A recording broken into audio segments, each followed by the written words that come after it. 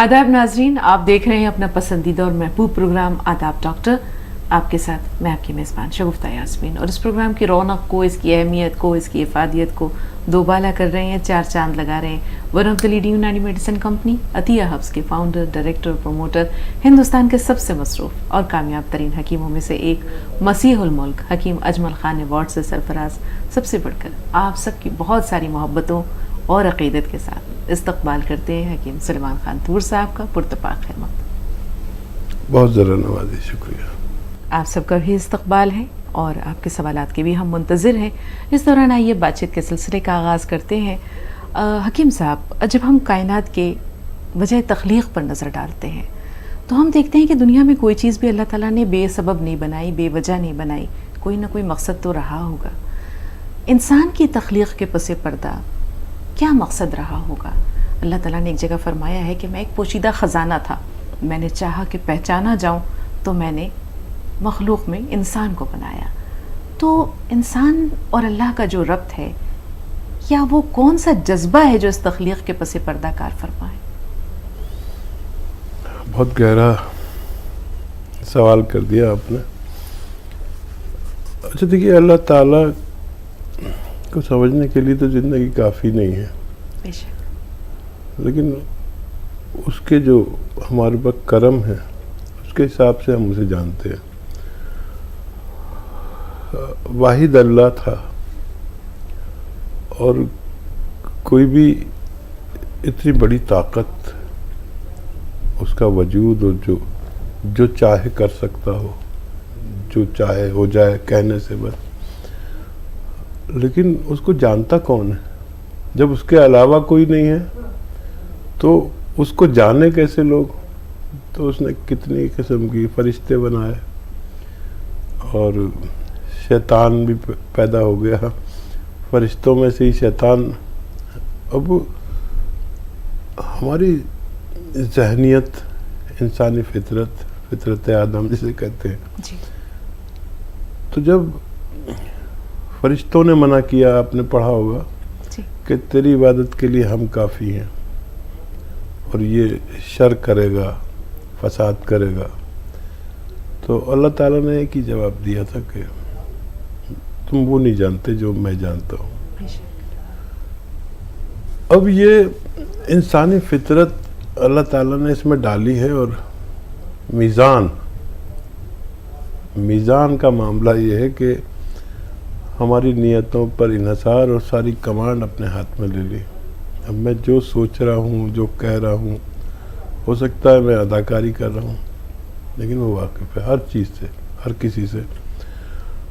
तो नीयतों पर इन्हसार कर दिया, आदम से गलती करा दी।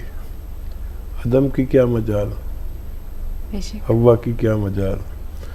और वो सब, वो गालिब का शेर है ना कि तमाशाए अहले करम देखते हैं। मतलब हम ही को दौलत दे दी और ये कहा कि गरीबों की मदद करो। अब मुझे आजमा रहा है कि ये गरीबों की मदद करता है कि नहीं करता है। दिल दे दिया तड़पने के लिए, औलाद दे दी, मतलब सब कुछ दे के और आजमाता रहता है। पता नहीं, ऐसा लगता है कभी हमारे साथ खेलता है, जैसे हम अपना दिल बहला लेते हैं अपने छोटे नामुर बच्चों से। लेकिन तख्लीक खूब की है और खूब की है। साजिदा साहिबा हैं, उनसे बात कर लेते हैं, फिर अपने सिलसिले को गुफ्तगू के यहीं से आगे बढ़ाएंगे। जी बताएं साजिदा साहिबा, क्या सवाल है आपका? साजिदा साहिबा जी बताइए, क्या सवाल है? जी अस्सलाम वालेकुम। वालेकुम अस्सलाम। वालेकुम अस्सलाम। जी शगुफ्ता साहिबा, आपका शुक्रिया, आपने मेरे सवाल का जवाब दिया था। और हकीम साहब से बताना चाहती हूँ कि मैंने पहले फ़ोन किया था, लेकिन आज फिर से बताना चाहती हूँ कि थायराइड का नुस्खा मैंने 6 महीना लिया था, बहुत आराम मिला। जो थायराइड की वजह से मैं दोपहर से मेरी तबीयत शाम तक बहुत ख़राब रहती थी, मैं उठ नहीं पाती थी खाना खाने के बाद, तो वो अब मेरा बिल्कुल ठीक हो गया। मैं बिल्कुल एक्टिव रहती हूँ पूरा दिन माशाल्लाह। और लेकिन थायराइड बाकी है अभी, मुझे लगता है अभी 6 महीना और खाना पड़ेगा मुझे, तो मैं खाऊंगी इंशाल्लाह। 7 साल पहले मैं बीमार हुई तो मालूम हुआ कि थायराइड है, लेकिन और पहले कितने साल से था ये मुझे नहीं पता। पीठ में पखौरा के नीचे से बहुत दर्द हुआ, करवट बदलना भी मुश्किल था। डॉक्टर ने कहा ठंड लग गई है। काफी दिन गुजर गए, फिर जांच हुई तो पेरिकार्डल इफ्यूजन नाम का मर्ज बताया, पेरिकार्डल इफ्यूजन। तो कहा, तो उसका जो इलाज उसने बताया, मैंने इलाज नहीं कराया। तो क्या ये मर्ज थायराइड की वजह से हुआ या ठंड लगने से हुआ? और आपने बताया था नमक जैतून के लिए इस्तेमाल करते, तो क्या इससे फायदा हो जाएगा? बेहतर, ठीक। सुनिए। अच्छा देखिए, कभी भी वैसे मर्ज का नाम तो बताना बेहतर है अगर डॉक्टर ने बताया। कभी भी अपनी तरफ से कोई नाम ना बताएं, डॉक्टर ने नाम बताया। और हकीमों को यह है कि कैफियत बता दें कि क्या होता है। हो सकता है वो रोग, वो मर्ज आपको ना हो जो डॉक्टर ने बताया है या आपको लगता है। हम लोग कैफियत पे चलते हैं। जो आप कैफियत बता रहे हैं कि आपने कहा कमर में दर्द है, तो ठीक है, कमर में दर्द है तो उसका मतलब होता है स्लिप डिस्क। आप अगर कहेंगे कि दर्द जानू में भी आता है या पिंडली में भी आता है, तो इस मर्ज का नाम बदल गया और कैफियत बदल गई। पहले तो सिर्फ डिस्क में आपको प्रॉब्लम थी, अब डिस्क ने किसी रग को दबाने लगी तो वो टांगों में, जानू में, पिंडली में, एक में या दोनों में आने लगा। तो हमें अगर कैफियत बताया करें तो हम लोग मशीनों से भी तेज़ समझ जाते हैं कि आपको क्या मर्ज़ है। तो कैफियत ज़रूर बताया करें। और जो भी मैं नुस्खा आपको बताऊं, जैसे आपको थायराइड में फ़ायदा हुआ या होगा, ऐसे ही उसमें भी फ़ायदा होना मुमकिन है। कभी भी मैं कोई नुस्खा ऐसा नहीं बताता जो हज़ारों बार का मुजर्रब ना हो, बशर्ते आपको असली दवा मिल जानी चाहिए। फ़ायदा देने वाला अल्लाह है, फ़ायदा मुमकिन है। अयूब साहब से बात करते हैं। हकीम साहब, अयूब खान साहब हमारे साथ राब्ते में एक बार फिर हैं। जी बताएं अयूब साहब। हकीम साहब जी अयूब जी भाई। जी फरमाइए। जी, मैं वो एसिडिटी के लिए दवा बुक कराया था मैं। फिर तो एसिडिटी के लिए और मैं गैस के लिए और सर का दर्द देता, इसके लिए क्या करना चाहिए? हकीम साहब से बात करना। जी लेकिन वो एसिडिटी के लिए मैं नुस्खा बताता हूँ, और वो सौंठ, जीरा, अजवाइन, धनिया, मेथी, 6 चीज़ें 100-100 ग्राम लेकर पाउडर बना लें, 1 चम्मच खाएं और 1 चुटकी नमक जैतून असली वाला 2 गिलास पानी में मिलाकर इस्तेमाल किया करें। ये बहुत मुजर्रब नुस्खा है जो 9-10 इमराज में काम आता है, जिसमें एसिडिटी, कब्ज़, बवासीर, kidney problem, liver problem, skin problem, मुहासे और बहुत सारे इलाज इससे होते हैं। ये दुनिया का बेहतरीन नुस्खा कह सकते हैं। जी ताहिरा साहब एक बार फिर राब्ते में हैं। जी ताहिरा साहब बताएं क्या कहना चाह रही हैं आप? हेलो जी फरमाइए। अस्सलाम वालेकुम। वालेकुम अस्सलाम। वालेकुम। ज़हे नसीब आज 5 साल के बाद आज अपनी ज़हे नसीब। जज़ाकल्लाह। हेलो जी जी ताहिरा साहब आवाज़ आ रही है? 5 साल के बाद हकीम साहब से मुलाकात का मौका मिला, बात करने का। वाकई ज़हे नसीब, ज़हे नसीब, ज़हे नसीब। वाकई। देखिए ऐसा है कि मैं 5 साल से आपकी दवाओं का इस्तेमाल कर रही हूँ। आपसे बुक वगैरह भी ली और आप जैतून का सिरका भी मंगवाया, लेकिन कोई फर्क नहीं हुआ। मुझे बीमारी है, अस्थमा है 15-20 साल से, और ये है चर्बी जमा हो गई है जगह जगह, और जनबेली ये एक ही किडनी है, इसका मुझे इलाज चाहिए। ठीक है जी हकीम साहब, बहुत ज़हे सारे मसाइल। नसीब आपसे बात हो गई। देखिए, एक तो अस्थमा वाले को सिरका नहीं लेना चाहिए, क्योंकि ये सर्द मिजाज होता है, तो सिरका तो आप तर्क कर दें। और जिनको एक किडनी हो उनको पोटेंसी दवा की थोड़ी कम रखनी चाहिए, दूसरे लोगों से कम रखनी चाहिए। अस्थमा के लिए आप गरम अशिया लें। गरम अशिया में वो मैं नुस्खा बताता हूँ आपको। सपिस्तान, उन्नाब, अलसी, 3 चीज़ें पाउडर बना लें। 30 ग्राम इसमें पीपले मिला लें और 1 चम्मच सुबह 1 चम्मच शाम खाया करें। या माजून आर केयर इसमें आती है, लेकिन काफ़ी दिन तक खानी पड़ती है। तो ये गरम मिजाज है।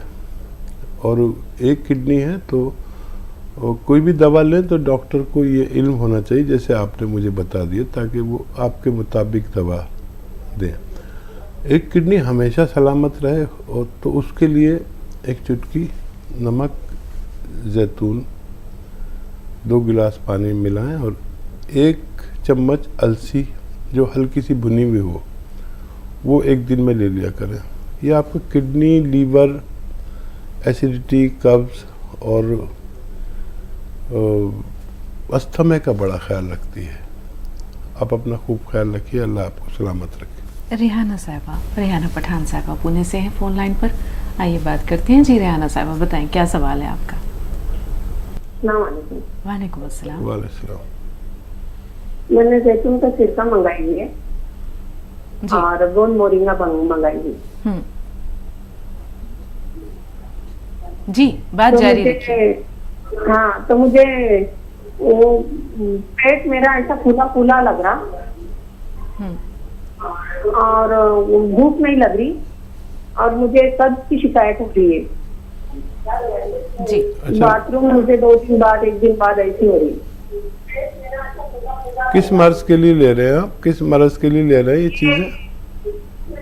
आपके यहाँ कॉल किया था हकीम साहब, उन्होंने बताया था मेरा पेट, लीवर बड़ा है, मेरा पेट फूला फूला रहता है, एसिडिटी है, गैस की शिकायत है, ठीक है। खट्टी डकारें आती है, मुंह में पानी आता है। अभी कुछ शिफा का हुआ? कितने दिन से ले रहे हैं? अभी 8-10 दिन हो गए हकीम साहब। कुछ बेहतरी हुई? थोड़ा डकारे तो कम हो गई, लेकिन पेट का मेरा फूला फूला ही लग रहा है। ठीक है। अच्छा देखिए, थोड़ा सा सब्र करें। अभी 8 ही दिन हुए हैं, टकारें कम हुई हैं तो हाजमा दुरुस्त होना चाहिए, वरम जाना चाहिए आपके पेट का, और लीवर अच्छा होना चाहिए। लीवर जब तक मुतासिर रहेगा आपको परेशानी रहेगी। तो ये जो फ़ायदा हो रहा है ये लीवर में ही फ़ायदा हो रहा है। फिर औराम जाएंगे, लीवर का वरम जाएगा। और 1 चम्मच धनिया के साथ लिया करिए इसे, और गोंद मोरिंगा सिर्फ 2 चुटकी ही लिया करें रोज़ाना 1 बार। इंशाल्लाह 1 से ज़्यादा महीना इस्तेमाल करें तो फ़ायदा मुमकिन है। नाज़रीन, प्रोग्राम का सिलसिला जारी रहेगा। आपके कॉल्स का भी इस्तकबाल और खैर मकदम है, लेकिन यहाँ वक्त हो रहा है एक छोटे से वक्फे का। मिलते हैं इस ब्रेक के बाद।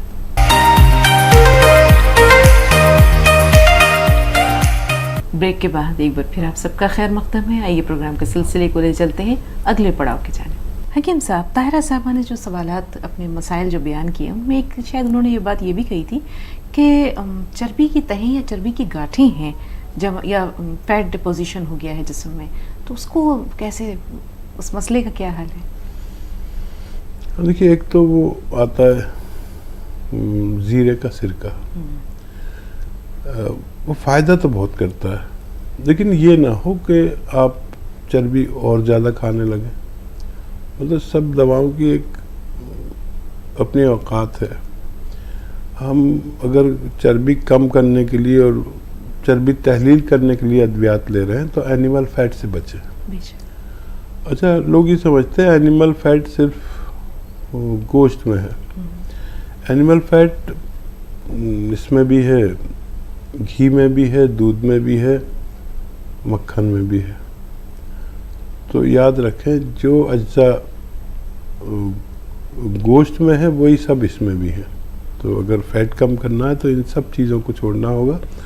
वेजिटेबल ऑयल खाएं और ये ज़ीरे का सिरका इस्तेमाल कर सकते हैं। जी हकीम साहब, एक बहुत अच्छा मुतबादिल है वो लोग जो शाकाहारी हैं उनके लिए सोयाबीन। इसमें कहते हैं कि इसमें इतनी ज़्यादा खूबियाँ हैं, प्रोटीन भी हैं, दूसरे जो मिनरल्स भी होते हैं, जाहिर सी बात है और चीज़ें भी मौजूद होती हैं, लेकिन ये इतना बेहतरीन है कि इसमें फ़ैट नहीं होता। क्या ये बात अगर हम ना खाना चाहें वो चीज़ें, यानी एनिमल फैट्स को अवॉइड करना चाहें, तो सोयाबीन का इस्तेमाल कैसा रहता है? चाहे वो उसके चंक्स ले लें, चाहे उसके ग्रैनुअल्स ले लें, या उसको बीजों की शक्ल में इस्तेमाल करें सोयाबीन को ओरिजिनल फॉर्म में? हाँ देखिए, अच्छी चीज़ है और वेजिटेबल में है, लेकिन ये ज़रूरी नहीं है कि अगर कोई चीज़ ऑयली है तो वो आपका फैट बढ़ाएगी।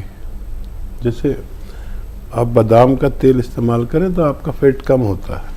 अच्छा, अगर आप अखरोट इस्तेमाल करें, सब ऑयली चीज़ें हैं, बिल्कुल, तो उससे भी आपका फैट कम होता है। तो ये डिपेंड करता है कि उसमें अज्जा क्या है और वो किस तरह फ़ायदा करते हैं। फिर ये सब चीज़ें तो सबके लिए हैं, लेकिन हमारा जिस्म उस तरह से काम करता है कि नहीं करता है। यानी जो भी चीज़, दूध आपने पिया और मैंने पिया, अब आपको फ़ायदा करता है, मुझे फ़ायदा नहीं करता। तो हमारी मशीनरी अच्छी है कि नहीं, हमारा हाजमा अच्छा है कि नहीं। आप कोई दूध पीता है तो दुबला होता है, क्योंकि उसको दुबला होने वाला थायराइड है। एक आदमी दूध पीता है तो उसकी सेहत अच्छी रहती है। तो पहले मशीनरी अच्छी करें, और यूनानी मशीनरी और हाजमा अच्छा करने पर अच्छा काम करते हैं। बिल्कुल। हकीम साहब, चर्बी का जहाँ तक सवाल है, इसमें हमारी अपनी सुस्ती काहली या हमारे हरकत व सकनात का, हमारे अफ़आल व अमाल का बहुत बड़ा हाथ है। हम ये देखते हैं बहुत से लोग होते हैं जो बहुत खाते हैं, खूब खाते हैं, लेकिन उन पे मोटापा दूर दूर तक उनके आसपास भी नहीं फटकता। कुछ लोग ऐसे होते हैं कि जो बराए नाम खाते हैं लेकिन फिर भी वो हेल्दी दिखते हैं। तो इसमें जिस्म के जो आपने साख्त बताई, उसके साथ साथ खुद हमारा कितना दोष है? हाँ देखिए, मशक्क़त तो होनी चाहिए, सबकी अलग अलग मशक्क़त है। हम लोगों का काम है बैठना, कई कई घंटे आप भी प्रोग्राम करती हैं, मैं भी करता हूँ। तो ये अगर ये काफ़ी होता तो फिर मैं लोगों से कहता कि आप पैदल ना चलें। तो पैदल चलने से हमारे जिस्म का सिस्टम है, वो उसमें चर्बी जलती है, डायबिटीज़ जलती है। पैदल चलना एक बहुत बड़ा वो है, यानी एक्सरसाइज। अब जैसे मुझ जैसा बुढ़ा आदमी तो ज़्यादा एक्सरसाइज कर नहीं सकता, तो पैदल चलना चाहिए। अक्सर लोग देखते हैं कि वो उल्टे सीधे योगा या वो करते, तो उनको कुछ प्रॉब्लम हो जाती है। अक्सर पार्कों में लोग करते हैं, मतलब एक माहिर आदमी आपको करके दिखा रहा है तो आप वो नहीं कर सकते। और ज़्यादा उम्र में कोई भी भारी एक्सरसाइज नहीं करनी चाहिए, और पैदल चलें जितना भी चलें। जिनको भी उम्र 45-50 साल है तो पैदल चलें। और अगर चर्बी तहलील करनी है तो मैं अक्सर आपको देखा होगा, मैं कहता हूँ गर्म पानी पियो। एक गिलास गरम पानी कभी आप पी के देखें, या पिया होगा आपने, कभी पी के देखना।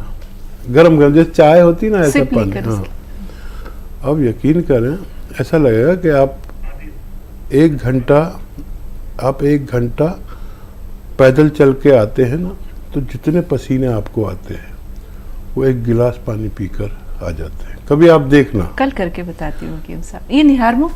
हाँ नहीं, कभी भी निहार में ज़रूरी नहीं है, लेकिन आप सोचेंगे कि मैं तो बिल्कुल चली नहीं और पूरा पसीने में भीग गई।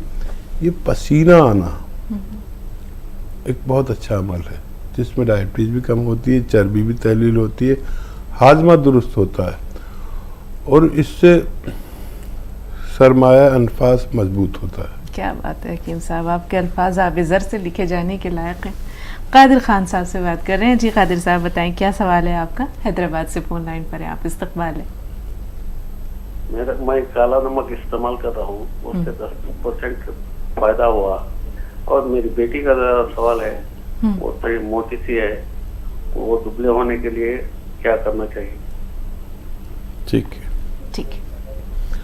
आप काला नमक नहीं, नमक जैतून कर रहे होंगे इस्तेमाल। मैं वही बोलने वाली थी हकीम साहब। वो आप गलती से कह गए शायद। तो यही नमक जैतून एक चुटकी, बस एक चुटकी 2 गिलास पानी में मिला दें, और आपके किचन में जो खाने का सोडा होता है वो मिला दें 2 गिलास पानी में, बस 1-1 चुटकी दोनों चीज़ें। बच्ची को 1 बार या 2 बार पिला दिया करें पूरे दिन में, 1 बार से ही शुरू करें और थोड़ी डाइट कंट्रोल कराएं। और 1 घंटा पैदल चलने का भी इल्तमास करता हूँ और 5 बार गर्म पानी पीने का भी इल्तमास करता हूँ। अब देखें बच्ची जितनी चाहे उतनी दुबली पतली हो सकती है, उतना वज़न कम कर सकती है। ये एक अच्छा नुस्खा है जो बहुत मकबूल है। इंसान के विल पावर का मजबूत होना कितना ज़रूरी है हकीम साहब? देखिए, क़ुव्वत इरादा, विल पावर, ये आदमी की शख्सियत की अक्कासी करता है। और बस ठान ले तो फिर ठान ले। और जिन लोगों में कुछ उसूल नहीं होते, ये उसूलों की बात है, तो उसूल तय कर ले। और बहुत मामूली उसूल कभी बहुत फ़ायदा करते हैं। जैसे मेरा एक उसूल है कि मैं किसी भी हाल में सुबह को 5 बजे उठ जाता हूँ,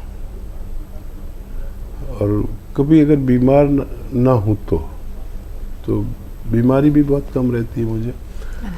उससे इस कदर फ़ायदे होते हैं कि सुबह सुबह सब काम निमट जाते हैं, लगता है कि हम जी रहे हैं।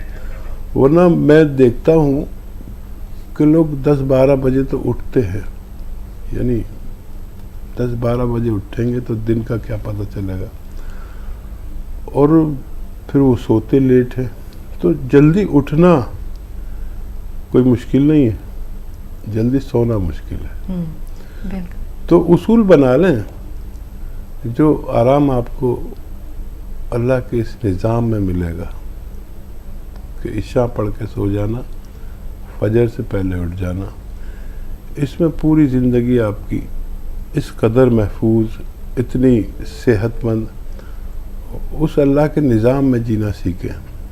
मैं देखता हूँ हमारी कौम देर तक जागती है, और जब ज़्यादा जागने वालों को जब अल्लाह पुकारता है उस वक्त उसको बहुत गहरी नींद आती है। तो उसूल बनाए, बहुत कामयाब रहेंगे। कामयाब लोगों के उसूल होते हैं हकीम साहब, आपने सही फरमाया। चंद उसूल हों लेकिन उन पर मजबूती से इंसान अमल पैरा हो। कभी इंशाल्लाह आपके उसूल भी जानेंगे। हम महमूद साहब से मुखातिब है, ये भी हैदराबाद से फ़ोन लाइन पर है। आइए बात करते हैं। जी महमूद साहब बताएं, क्या सवाल है आपका? अस्सलाम वालेकुम। वालेकुम अस्सलाम रहमतुल्लाहि व बरकातहू। जी भाई। वालेकुम सलाम। मेरा हकीम साहब से सवाल है। हकीम साहब, आजकल तकरीबन लोगों को जनाना या मर्दाना में दोनों में एक तो स्टोन आ जा रहा है, तो स्टोन कुछ कम एमएम के हो रहे हैं, कुछ ज्यादा के हो रहे हैं, तो इसका हल क्या है सर? या बैडर निकाल देना या कुछ उसको एग्जिट करना, तो कुछ तरीका है क्या उसका? बस यही सवाल है सर, जज़ाकल्लाह। बहुत अच्छा सवाल है। अच्छा देखिए, सबसे ज़्यादा वजह इसकी मिलावटी खाने, बाज़ार के खाने और बाज़ार के पिसे हुए मसाले हैं। और 2 ही जगह पत्थर होता है, एक गैल ब्लैडर में, एक इसमें किडनीज में। किडनी के कितने भी बड़े पत्थर तोड़कर पाउडर बनाकर रेज़ा करके निकाले जा सकते हैं, लेकिन गैल ब्लैडर का क्योंकि सुराख बहुत बड़ा नहीं होता, और ऐसे लोग जिनकी भी पथरी है 2-3 mm का पत्थर हो तो निकाला जा सकता है, वरना फिर उसका रिमूव कराना बेहतर है।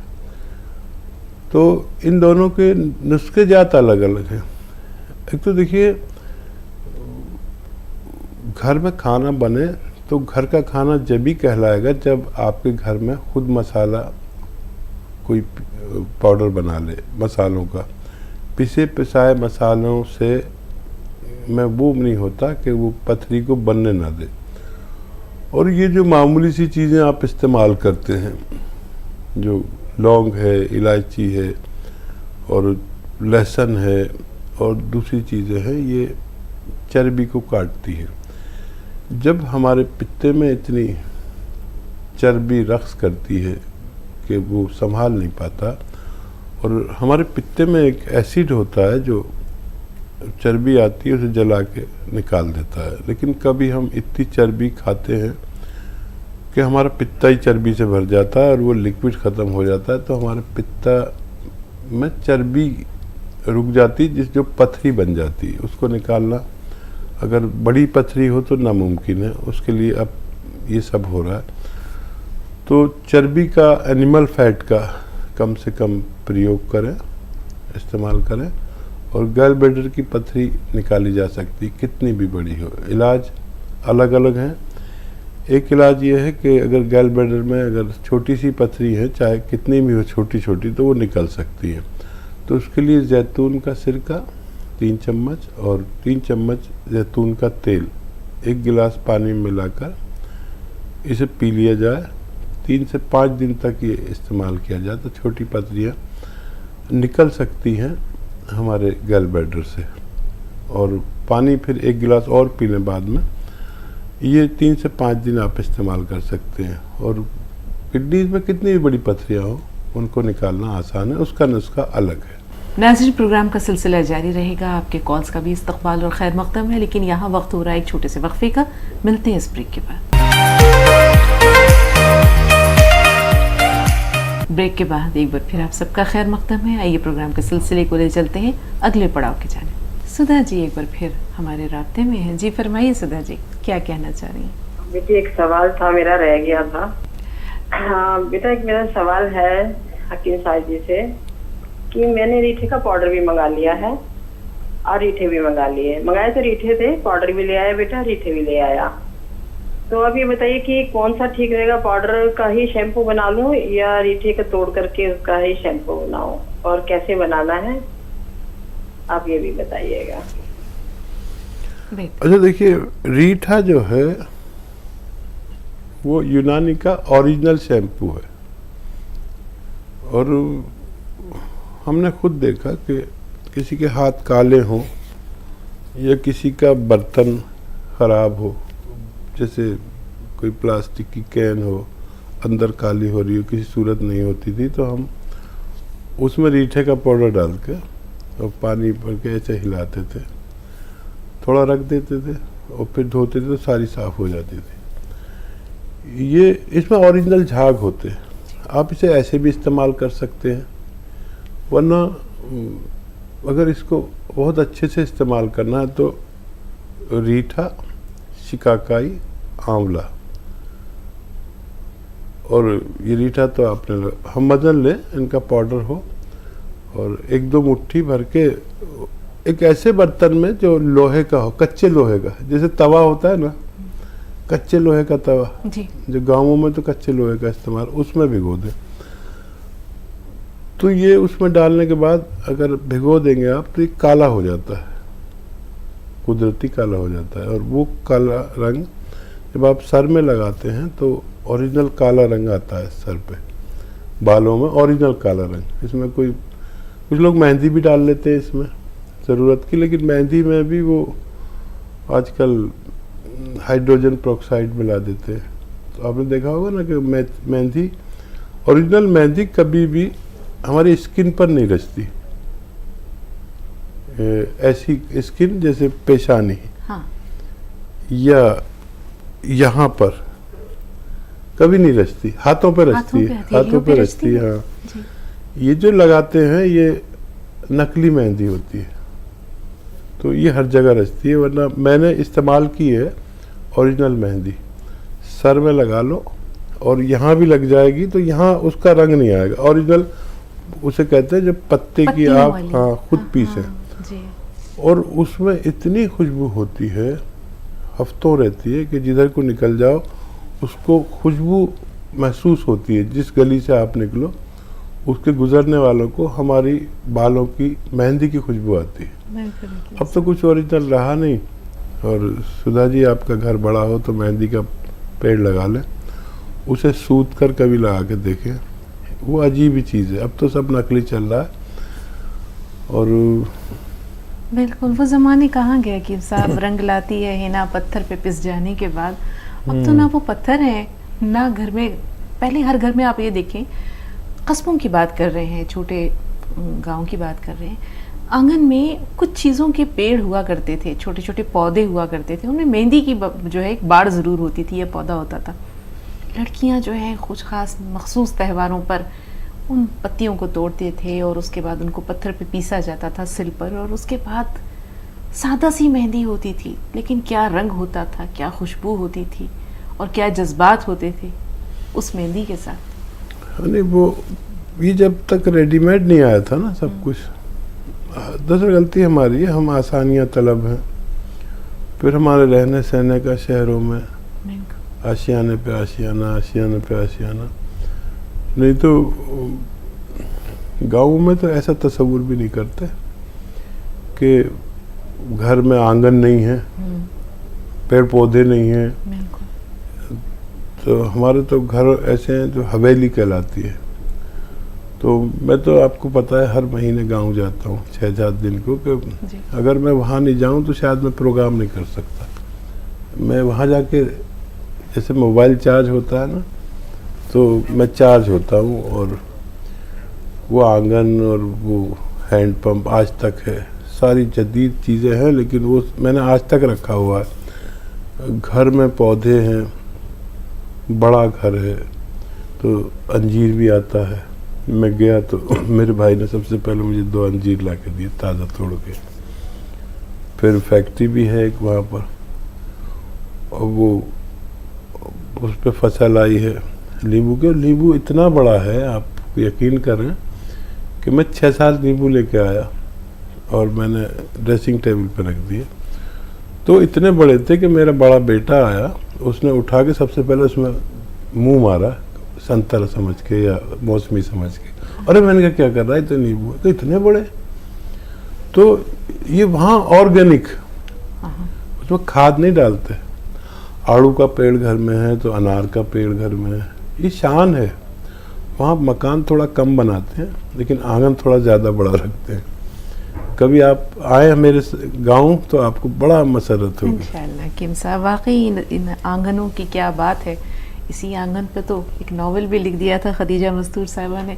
एक कॉलर है और हमारे साथ महमूद साहब फोन लाइन पर एक बार फिर राब्ते में। जी महमूद भाई, कुछ रह गया है, मजीद कुछ कहना चाह रहे हैं? महमूद साहब, हमें सुन पा रहे हैं आप? जी हाँ, जी हाँ। जी फरमाइए।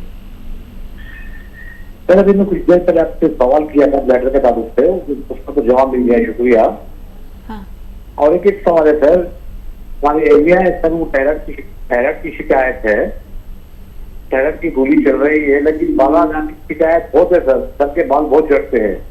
हाँ। इसका कोई इलाज थायराइड की है बाल? ठीक, बहुत बहुत अच्छा इलाज है। जी। और थायराइड को कंट्रोल किए बगैर इलाज मुमकिन नहीं है। आप अपनी थायराइड की गोली छोड़ना नहीं, लेकिन एक बड़ा अच्छा नुस्खा है, और मैंने तो जिसको भी बताया उसका फीडबैक यही आया कि अल्लाह ने फ़ायदा दे दिया। आप भी कोशिश कर लें।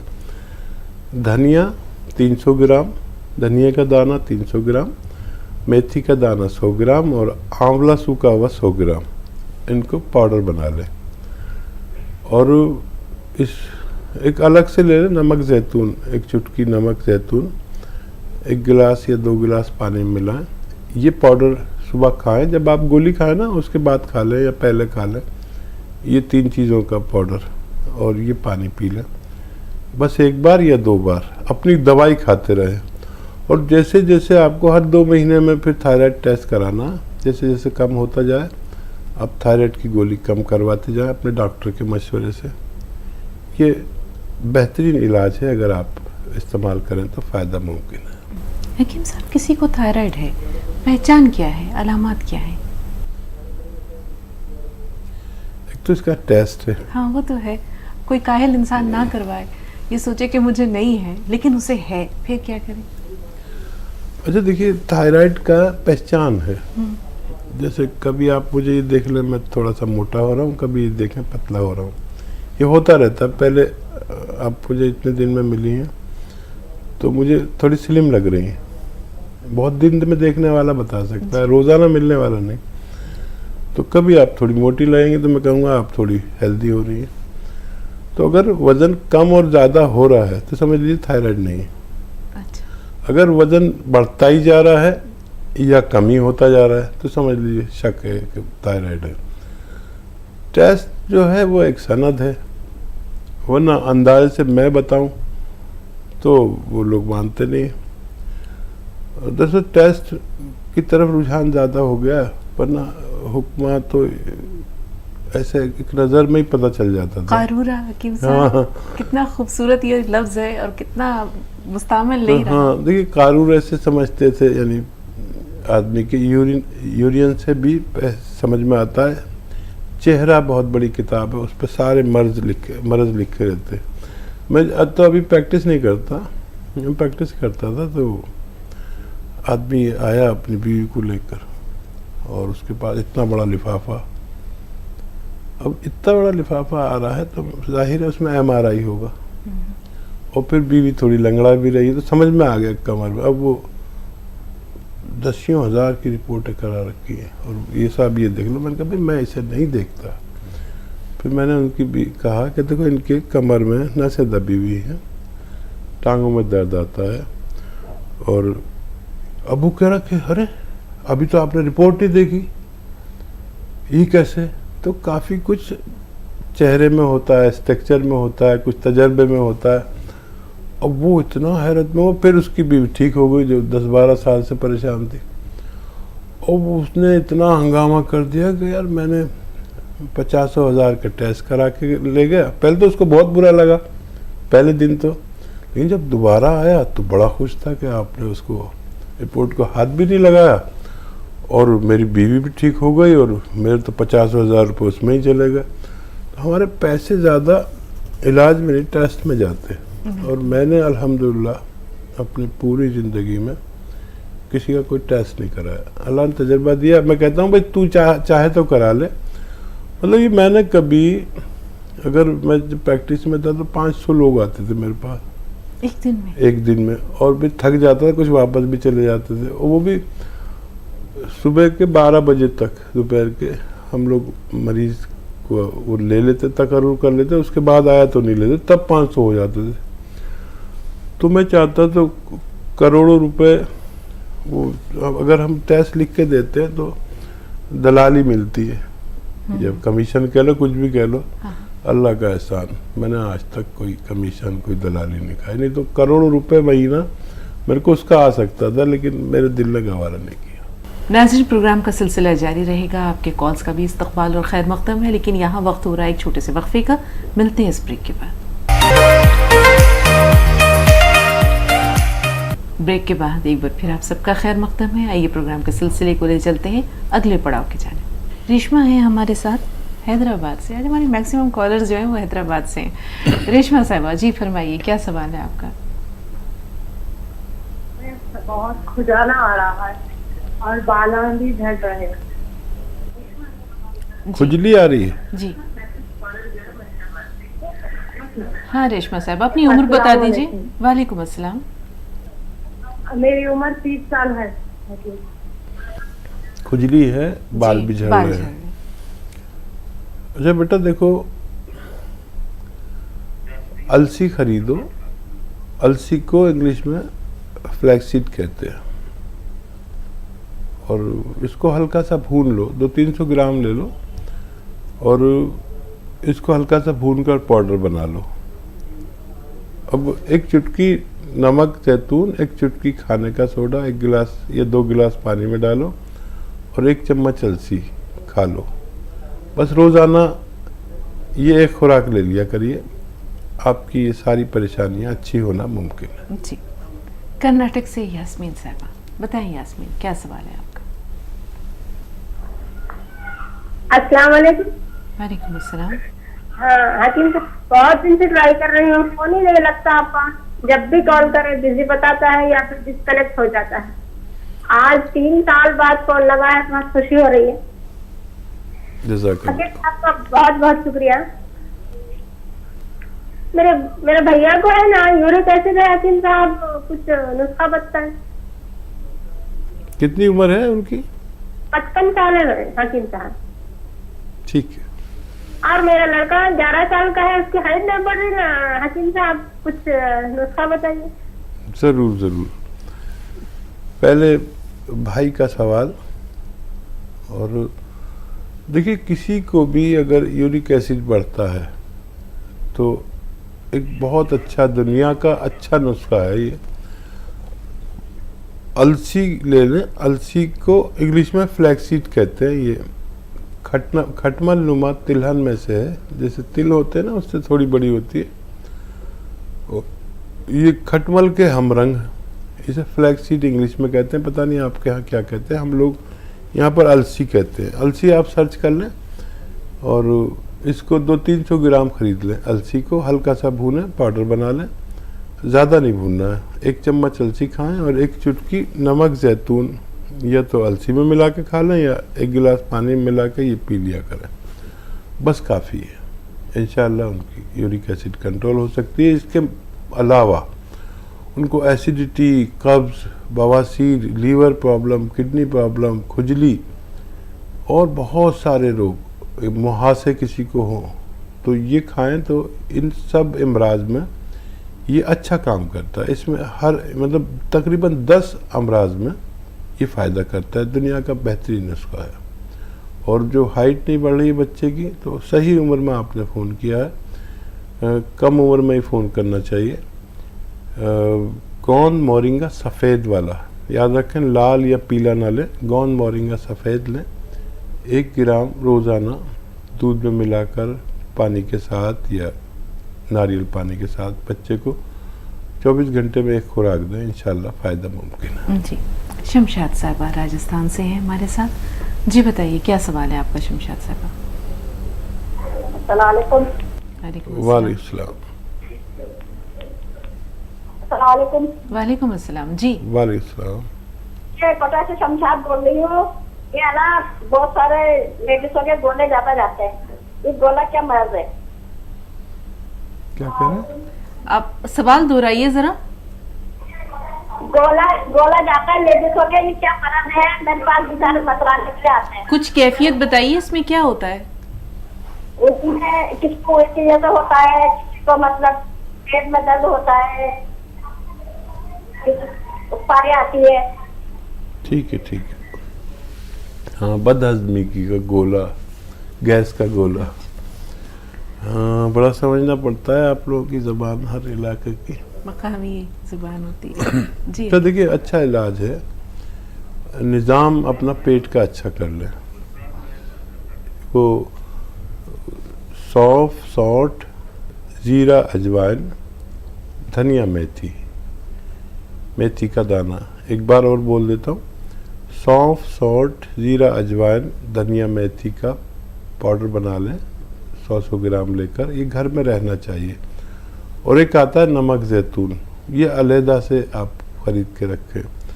ये जो आपने सफ़ूफ बनाया 6 चीज़ों का, 1 चम्मच खाएं और 1 चुटकी नमक जैतून 2 गिलास पानी में मिला के आप दिन में 1 बार या 2 बार ले लिया करें। तो ये गैस का गोला और एसिडिटी, कब्ज़, बवासीर, बहुत सारे रोगों में ये काम करता है। पेट के निज़ाम को दुरुस्त करता है, लीवर के सिस्टम को अच्छा करता है और औराम को, यानी जो वर्म हो जाते हैं उनमें भी फ़ायदेमंद है। जी, कर्नाटक से गुलजार साहब बताएं क्या सवाल है आपका? हाँ, हेलो, अस्सलाम वालेकुम। जी वालेकुम वालेकुम। हाँ, हकीम साहब का सलाम। वालेकुम रहमतुल्लाहि व बरकातहू। हाँ, हकीम साहब, मुझे क्या है 55 साल उम्र है। पेट मेरा मोटापा बोले तो ऐसा, वेट तो थोड़ा ज्यादा है और पेट भी फूला फूला हुआ है, मतलब हाथ पैर बराबर है। हाँ, पेट का क्या है वो, ठीक, पेट बहुत बड़ा दिखता है मेरा। ठीक, और वो पेट उसका कम करना है, वजन पेट का, और ये घुटनों में दर्द है।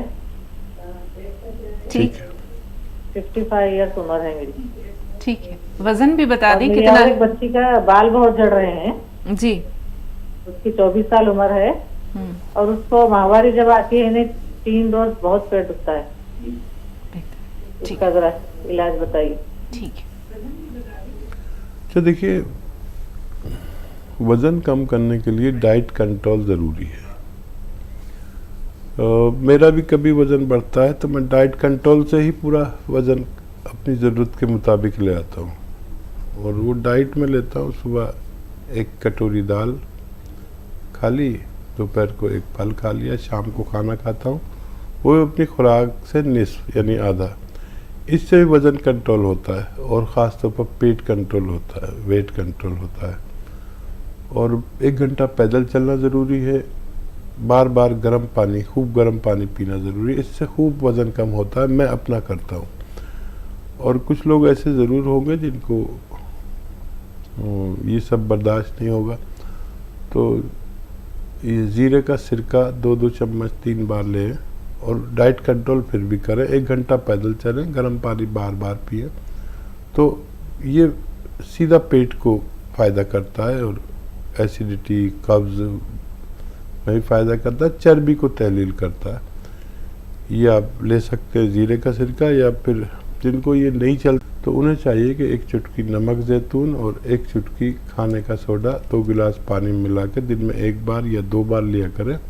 इंशाअल्लाह फ़ायदा मुमकिन है। जी, बच्ची से मुताल्लिक़ जो सवाल है उसके लिए थोड़ा सा इंतज़ार रखिए साहब। शाहिद साहब बिहार से हैं, इनका सवाल ले लेते हैं। जी शाहिद भाई बताएं, क्या सवाल है आपका? जी, मेरे पापा नशा बहुत ज़्यादा करते हैं, शराब पीते हैं। ठीक है, नशे की आदत है हकीम साहब, कैसे दूर?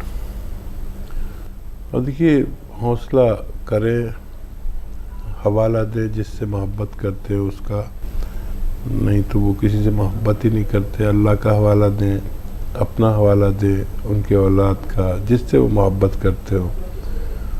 और देखिए, जब तक गैरत है, जब तक उनकी शराब छूटने की उम्मीद है। अगर बेगैरत हो गए तो फिर कोई नहीं छुड़ा सकता। बस फिर एक ही नुस्खा है, 1 चुटकी फिटकरी उनकी बोतल में मिला दें खामोशी से। जब भी पिएंगे उन्हें उल्टियाँ हुआ करेंगे, हो सकता है इससे तंग आकर वो शराब छोड़ दें। बिल्कुल हकीम साहब, अल्लाह ताला उन्हें हिदायत दे। वो अहम सवाल बच्ची का जो 24 साल उम्र है और महामारी के दौरान 3 दिन बहुत तकलीफ़ में गुजरते हैं, उसके लिए कोई नुस्खा बता दीजिए।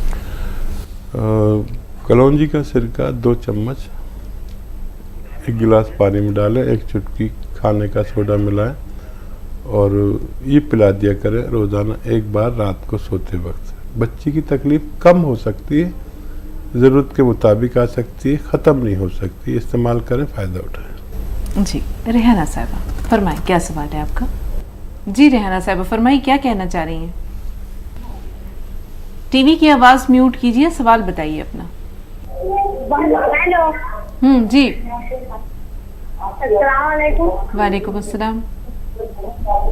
कहना है मैडम कि ये मेरी सास है, उनको 1 महीना से सीधे हाथ सीधे पाँव में फालिश आ गए, तो हॉस्पिटल में मतलब इलाज हो रहा है, दवा चल रहा है, मतलब कैसे आपके पास कोई उपाय है?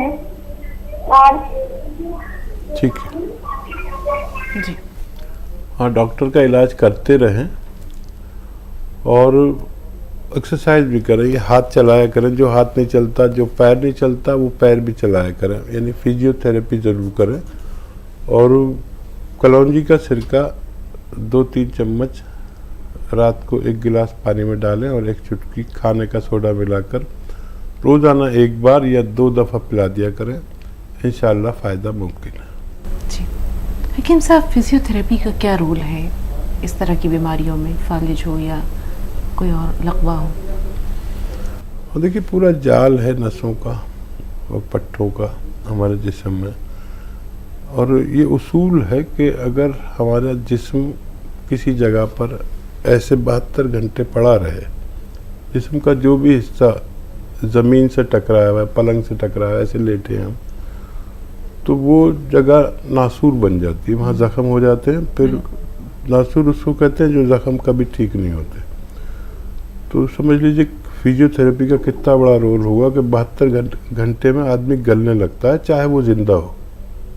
ज़िंदा आदमी 72 घंटे में गलने लगेगा अगर वो एक ही साल लेटा रहा है, ये उसूल है।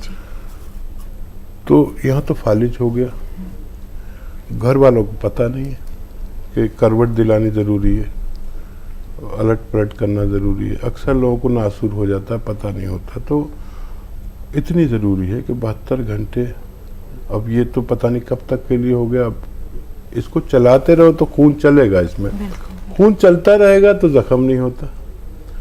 तो जो थम गए तो फिर खून की गर्दिश थमी, जिंदगी गर्दिश, थम जाती हाँ, है। जिंदगी जो है गर्दिश का ही नाम है, खून की गर्दिश का। तो फिजियोथेरेपी का आधा रोल तो है। बहुत शुक्रिया हकीम साहब, बहुत बहुत शुक्रिया। अपना कीमती वक्त नाजरीन की खातिर आप निकालते हैं हर रोज़, न जाने कितने लोगों से और किस किस रूप में दुआएं लेते हैं। ज़ख़ीरा आखरत भी है, तोशा आखरत भी है, और दुनिया में आपके लिए मोहब्बतों का एक लाजवाल ख़जाना भी है। बहुत शुक्रिया, बहुत शुक्रिया। सलामत रहिए, जज़ाकल्लाह। आपका भी बहुत शुक्रिया, जज़ाकल्लाह। तो नाज़रीन, आज के लिए इतना ही, फिर मिलेंगे इंशाअल्लाह। तब तक के लिए आप